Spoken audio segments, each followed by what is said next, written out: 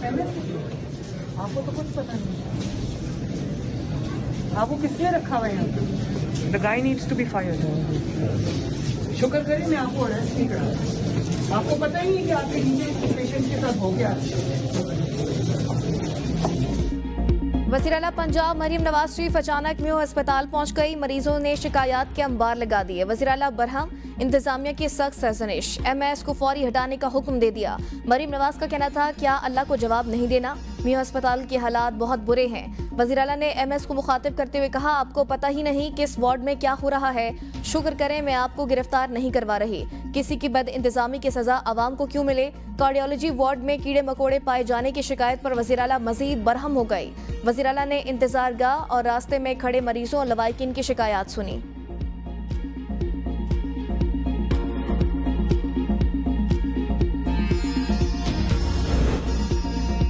दहशतगर्दी के खिलाफ फ्रंट लाइन पर लड़े हैं। एक दहशतगर्द को अमेरिका के हवाले किया तो क्या हुआ। हमने बैनुल अक़वामी जिम्मेदारी पूरी की। मुश्तरका जंग में सबको अपना हिस्सा डालना चाहिए। वज़ीर दिफा ख्वाजा आसिफ की मीडिया से गुफ्तगू। कहा जनरल बाजवा बानी पीटीआई और जनरल फैज ने तालिबान को पाकिस्तान में बसाने का फैसला किया।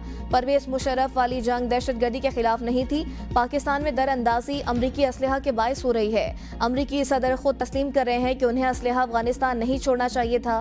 खैबर पख्तूनख्वा की दहशतगर्दी के खिलाफ जीरो कारकर्दगी है। सूबाई हुकूमत सिर्फ जिरगा जिरगा खेल रही है। पीटीआई से मफामत के सवाल पर ख्वाजा आसिफ ने कहा क्या इन्होंने मफामत वाली कोई बात छोड़ी है।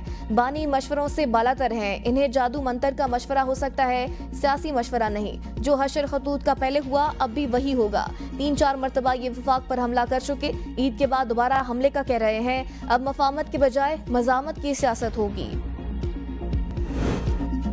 आइन में मार्शल लॉ की कोई इजाजत नहीं। मुल्क में कब मार्शल लॉ लगा उसका मिलिट्री कोर्ट केस से क्या लिंक है। जस्टिस जमाल मंदोखिल के फौजी अदालतों में सिविलियन के ट्रायल के समाअत के दौरान रिमार्क्स। जस्टिस मोहम्मद अली मजहर ने कहा आइन में मार्शल लॉ का कोई जिक्र नहीं। मार्शल लॉ मावराए आइन इकदाम होता है। वकील हामिद खान ने कहा मार्शल लॉ का कोई ना कोई तरीका निकाल लिया जाता है। सुप्रीम कोर्ट फैसले से मार्शल लॉ का रास्ता बंद हो गया। जस्टिस जमाल मंदोखिल ने हामिद खान से इस्तफसार किया कि आप ये बताएं कि सिविलियंस का मिलिट्री ट्रायल हो सकता है या नहीं। हम पुरानी कहानी की तरफ नहीं जाएंगे। वकील हामिद खान ने दलाइल में कहा 1952 में जब आर्मी एक्ट आया उस वक्त पाकिस्तान में गवर्नमेंट ऑफ इंडिया एक्ट था। पहले आइन में बुनियादी हकूक मुतारिफ करवाए गए।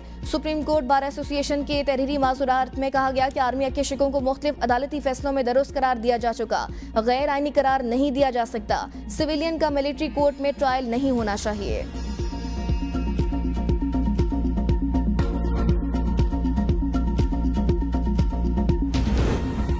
बनू तालीमी बोर्ड के चेयरमैन की तैनाती में सूबाई वजीर रुकावट बन गए। समरी में कई बार बदल, मेरिट के खिलाफ वर्जी का इंकशाफ। जराये के मुताबिक सूबाई वजीर अपने कजन को चेयरमैन का ओहदा दिलाने के लिए सरगर्दा। मेरिट पर भेजी गई समरी को सीएम हाउस से वापस करके उसमें रद्दो बदल के अहकाम जारी कर दिए गए। सूबाई वजीर के हुक्म पर कजन का इजाफी नाम डाल दिया गया। महकमा एस्टेब्लिशमेंट ने एतराज उठा दिया है। कराची के महकमों में मुबैना बदउनवानी मुलव्वस 8 गिरफ्तार हो गए। अफराद मुकदमा दर्ज। सराय के मुताबिक कॉलेज एजुकेशन लाइफ स्टॉक महकमों में बेजाब्तगी पर 2 board of revenue works and services में बद इंतजामी की शिकायत पर 4 मुकदमा दर्ज किए गए। मुख्तलिफ महकमों में बदउनवानी की शिकायत पर 22 इंक्वायरीज भी चल रही हैं। 26 नवंबर का एहतजाज। पीटीआई के साथ कारकुनान की 50-50 हज़ार रुपए की मचलकों के एवज जमानतें मंजूर। अपीलों पर समाअत एडिशनल डिस्ट्रिक्ट एंड सेशन जज इस्लामाबाद ने की है।